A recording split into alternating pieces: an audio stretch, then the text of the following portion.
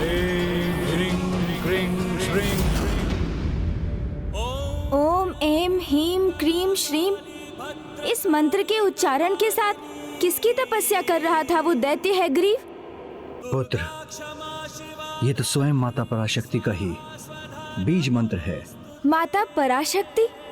हाँ पुत्र, अनेकों वर्षों के कठोर तप के उपरांत वो दैत्य हैग्रीव माता पराशक्ति को प्रसन्न करने में सफल हुआ और अन्य असुरों के समान उसकी भी एक ही इच्छा थी।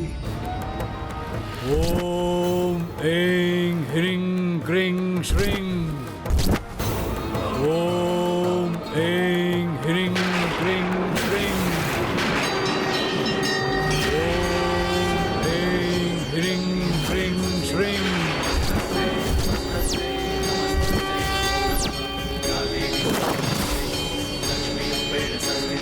वत्स हैग्रीव, तुम्हारी तपस्या पूर्ण हुई।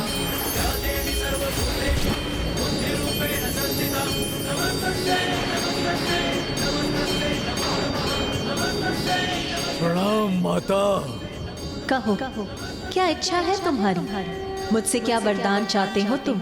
अमृत वो माता, अमृत वो चाहता हूँ मैं, अमृत वो चाहता हूँ मैं, अमृत।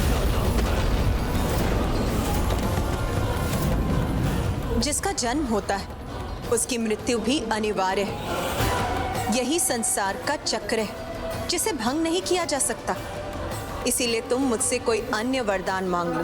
तब हे माताओं की माता पराशक्ति, अपने इस भक्त को वरदान देने की कृपा कीजिए कि इस हैग्रीव का वध हैग्रीव के हाथों ही संभव हो। हैग्रीव के हाथों ही संभव हो। हैग्रीव के हाथों ही संभव हो।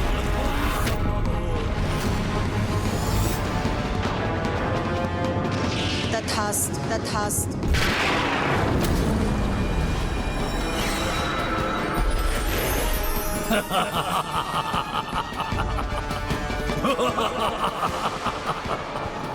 जो चाहा वो पाया मैंने। अनूठा हूँ मैं जगत में, एकमात्र मैं ही हूँ जिसका शीश अश्व का है और तन मनुष्य का।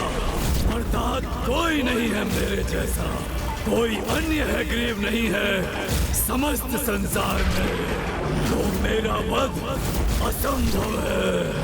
अमर हो गया मैं, अब मैं अजय हूँ। समस्त संसार पर राज करूंगा मैं और मुझे कोई क्षति नहीं पहुंचा सकता, कोई नहीं। किंतु प्रभु हैग्रीव के पूर्व दैत्य हैग्रीव उत्पन्न हुआ था, जो माता पराशक्ति का वरदान पाकर तीनों लोकों पर अपना आधिपत्य स्थापित कर चुका था। किंतु उसे तो अभी भी संतोष नहीं था। उसे और शक्ति प्राप्त करने की इच्छा थी।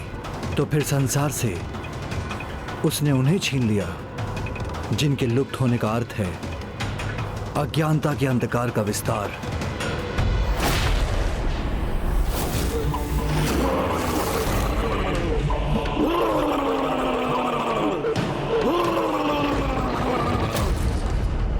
ये भयंकर स्वर, ये स्वर तो उस दुष्ट असुर हैग्रीव का है जिसने अपने आतंक से तीनों लोगों को आतंकित कर रखा है।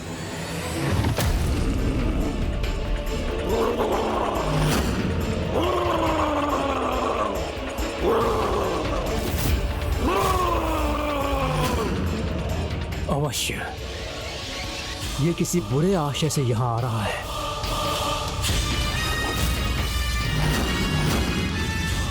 नहीं ब्रह्मदेव नहीं, रुकिए, मत कीजिए व्यर्थ प्रयास।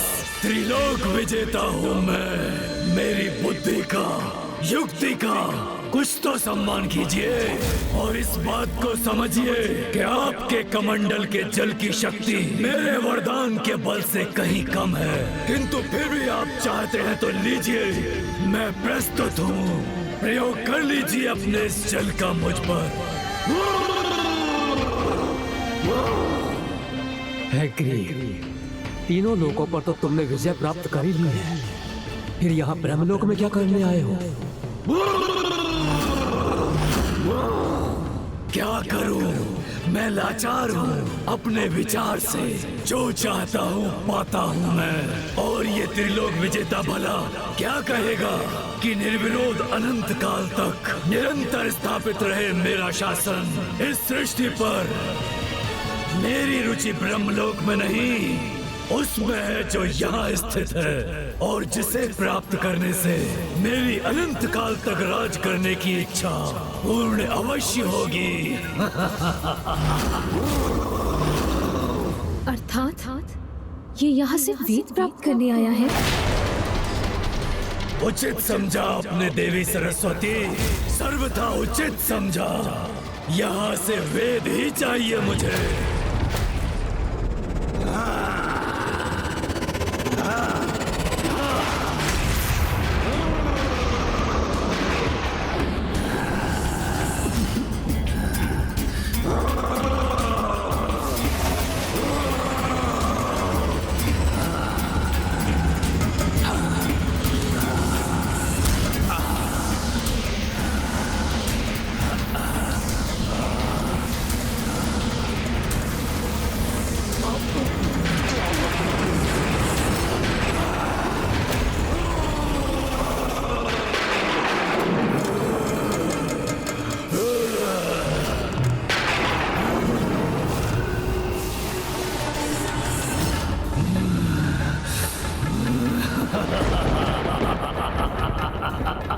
स्वामी, इस दुष्ट ने क्या किया ये?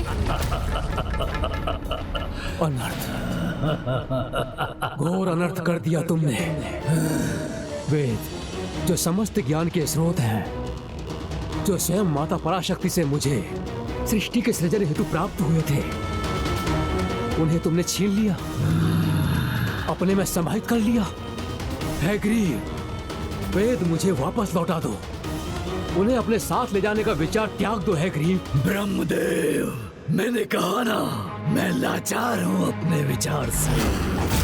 किंतु आप चिंता मत कीजिए, आपसे भी कहीं अधिक माता के ये बहुमूल्य उपहार मेरे पास सुरक्षित रहेंगे। मुझसे कोई नहीं हर सकेगा वेद को।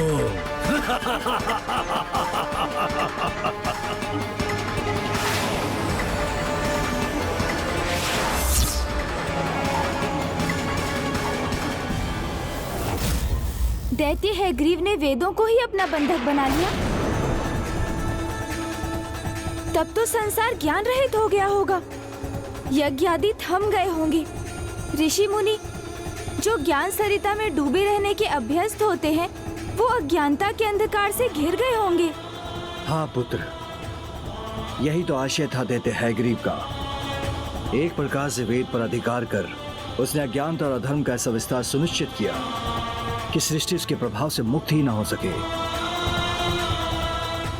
और तब ब्रह्मदेव और देवताओं के पास एक ही विकल्प था, सृष्टि के पालनकर्ता श्री हरि नारायण।